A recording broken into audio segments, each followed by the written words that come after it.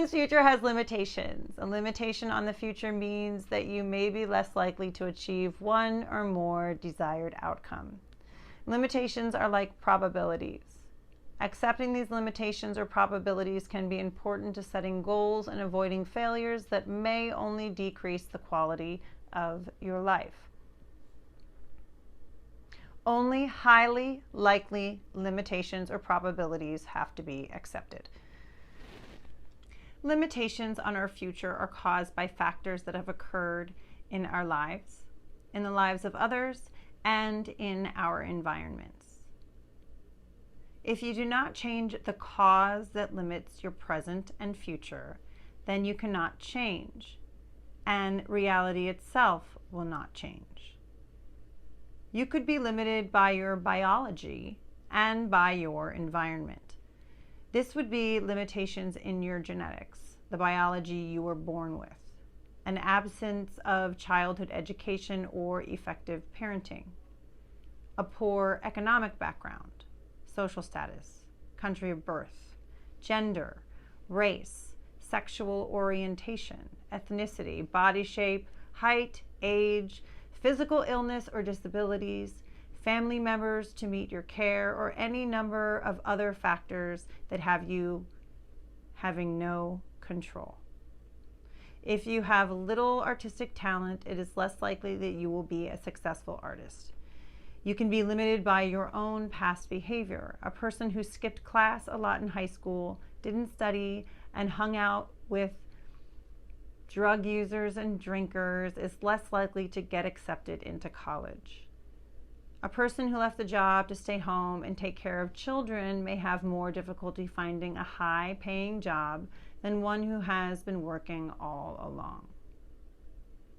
Psychological disorders like schizophrenia, bipolar disorder, repeated major depression, and crippling anxiety can make life more difficult for some than for others.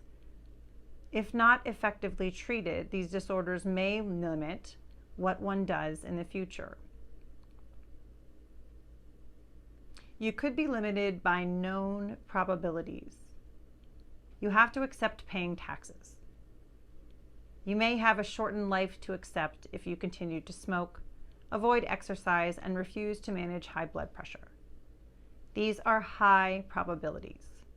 Refusing to accept that an undesired outcome is almost certainly going to occur if you don't change your behavior is denial of reality and a failure of radical acceptance.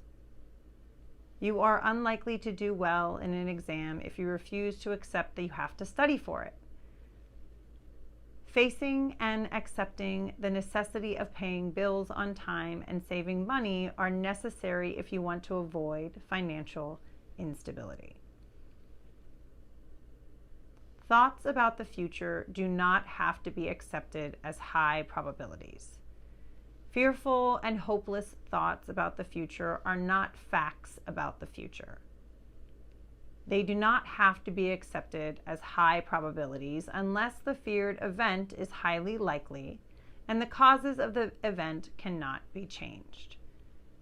You may have to accept that you will never get a new job if you are on your deathbed or if you are unwilling to look for a job.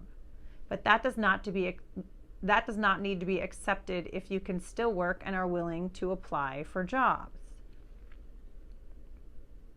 The effects of limitations on our lives can vary.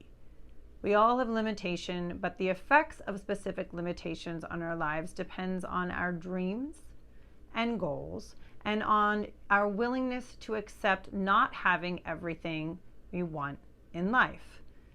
You cannot always control your own desires. You can wish you did not want something that is unattainable, but wishing does not always make things come true. When goals and possibilities conflict, there can be much more pain than when they don't conflict. Having limited athletic ability is not a limitation for a person who doesn't like athletics or doesn't care about winning. Being over 60 may not be a work limitation for a person who has a secure job and doesn't want to change careers.